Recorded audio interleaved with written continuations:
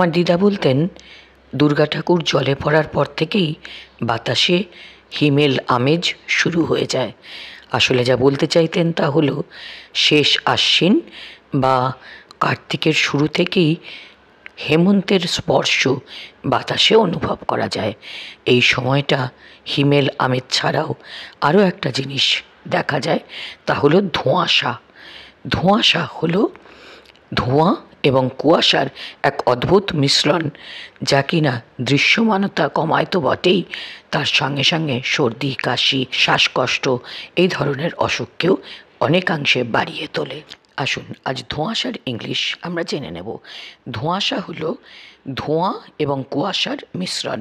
ইংলিশে ধোঁয়া হলো স্মোক এবং কুয়াশা ফগ, দুয়ে মিলে ধোঁয়াশা, তাই স্মগ, SMOG, স্মগ, ধোঁয়াশা।